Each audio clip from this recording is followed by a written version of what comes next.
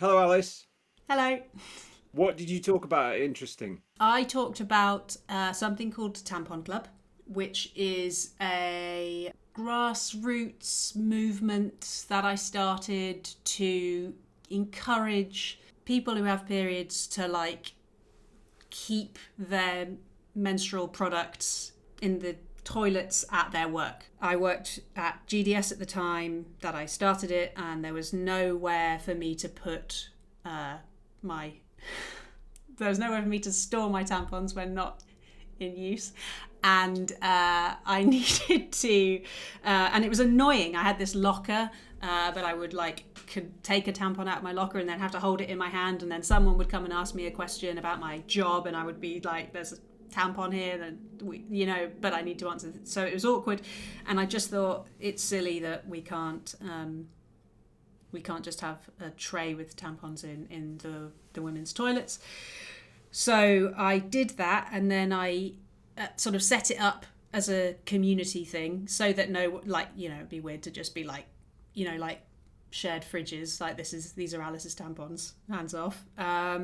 So I set it up as a community thing, but it was really out of self-interest that I set it up.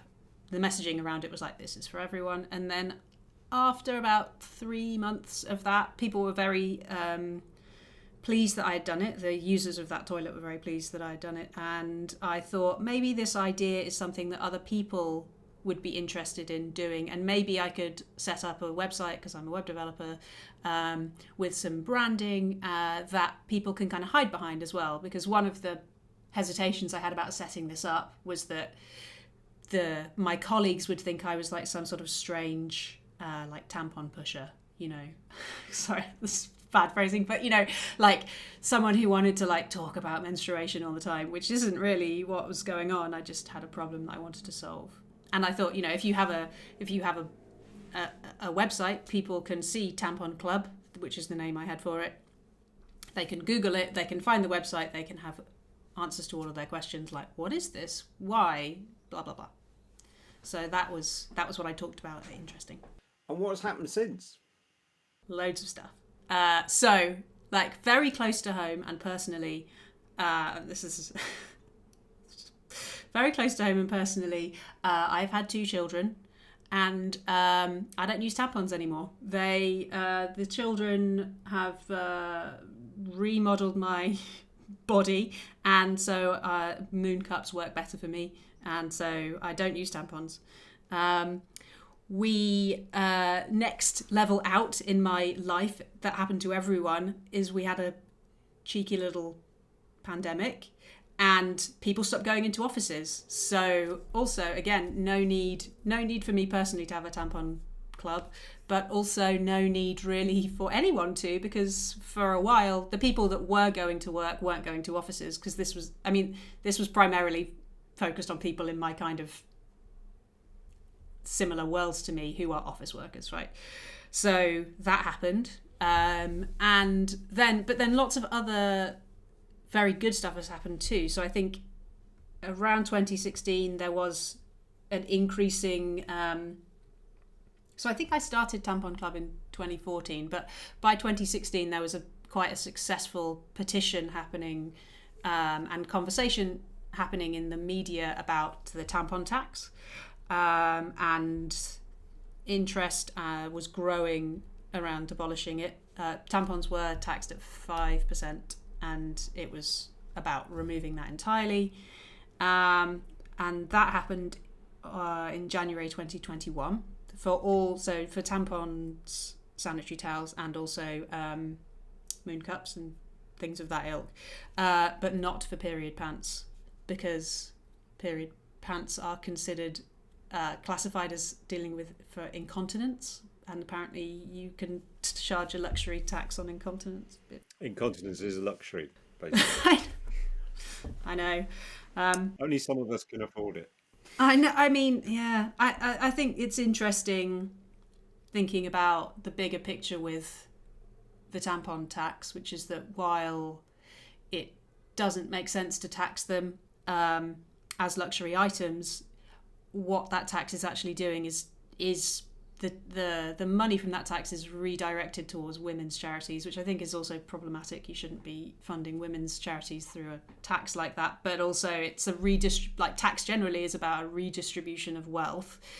And so, although a lot was made of like how impactful removing the tampon tax would be for women with less money, actually, like in a big systems thinking kind of way, doesn't necessarily do that because the tax base is eroded and the tax cut is applied to everyone regardless of their income, but the tax benefit is less, stops going to those people. So there is a bit of a like the people who really campaigned for the tampon tax, like the poverty campaigners will continue to campaign on poverty issues, which is great, but also like there are a lot of people who got very mobilized around simply the fact that it didn't make sense that tampons were taxed. And I don't know whether it really did the thing they wanted it to do necessarily. But on that, like in 2020, all schools were given a budget to pay for period products for their students. And that is a good way to address period poverty in young people. So yeah, those are the kind of three things that I think have happened since 2016. And are there, with people going back into the offices, do you think there are sort of dusty tampon club materials being, kind of refreshed and it's starting again? I don't know. I think that personally, because I'm not in the office anywhere near as much, it doesn't work as part of my, and I don't use tampons anymore, but it doesn't work as part of my kind of routine anymore, to have a tampon club. So there isn't one at the FT anymore. So yeah, I don't know. I don't know if the need is really as pronounced, but also the tampon clubs kind of work when there's a person there to sort of monitor it a bit, keep it, looking like facilities just sort of swoop in and tidy things up that don't look like they're meant to be there. And so you do, although it's very low effort, you do need to kind of, check on it occasionally. And the way I'm going into the office at the moment, and everybody where I work is, and everybody where most office workers is, it's still quite, you have an on week or an off week, or maybe you go in, work is still mostly happening from home, at least in the people I'm aware of. Though, yeah, maybe it's I don't want to say its moment has passed. That doesn't seem right, does it? But the world seems slightly different. Yeah, and I think the world is, in terms of talking about periods and sort of understanding, that as a factor in, and lots of stuff actually. I think the pandemic has changed employer-employee relations. Certainly in the situation I encounter it quite a lot, in that employers did things that were sort of unimaginable before, like the amount of in the sort of office jobs, the amount, like, people could suddenly work from home, and before maybe these jobs would always say you have to come in. And so there's just been this sort of shift in attitudes. We saw it in kind of starting in 2016 with the tampon tax, and that breaking through to sort of a media narrative around menstruation and stuff, but also just the attitude of employees and to employees has changed a lot. And so certainly I don't think it's so important that we, Tampon Club acts as a front to something. I think there's a bit more literacy around those kind of issues. There does the thing I looked back at some of the write-ups about blog posts.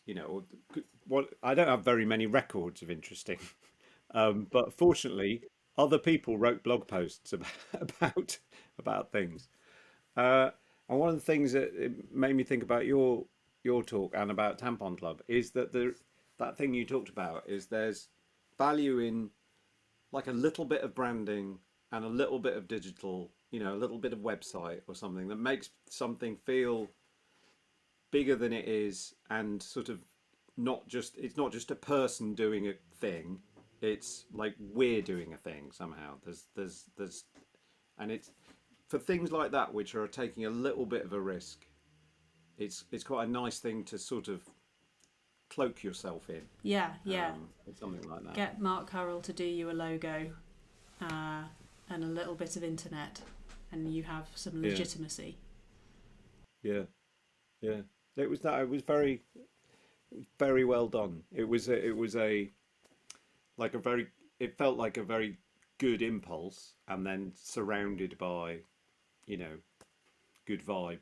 Yeah, I mean, I think it's interesting to we talk about government digital service, and it's sort of a product of that really because I was working with Mark Hurrell at the time. There's a very sort of permissive culture there that encouraged me to do this, and gave me the kind of feeling that I would be successful. And yeah, all of the writing, all of the stuff that GDS was doing with content, and like it all sort of seeped in to that, to Tampon Club. Lots of strange near jokes, near puns that I keep going near and moving away from here. Tampon Club really absorbed those, and so yeah, it's kind of interesting to look at it as an artifact of what was happening with GDS, as well, even though it's like clearly not like an obvious one. Do you have any further reflections on Tampon Club that you would like to add? Only that it was just really fun, and I don't feel the need for it anymore. I think there's less stigma around periods. One of the problems was the stigma around periods, right? Because I was having this like, I've got a tampon in my hand and I don't want to have a work conversation, but I also don't want to be like, surprise, I'm on my period, so, but I think actually now there is less because of all that, the change with the tampon tax, blah, blah, blah, there is less of a stigma around it, which means, there's less of a need for a kind of shadowy cabal, to set up a tampon club. And that's what's like 6 years. Yeah, That's yeah. I mean, it's changed so much. Yeah, and I mean, I guess it's like a change you might not have noticed if you hadn't stood up and marked a moment of time with Tampon Club and with a talk, and you know, that's nice. That's very nice. All right, thank you very much. all right, thank you. Bye. Bye.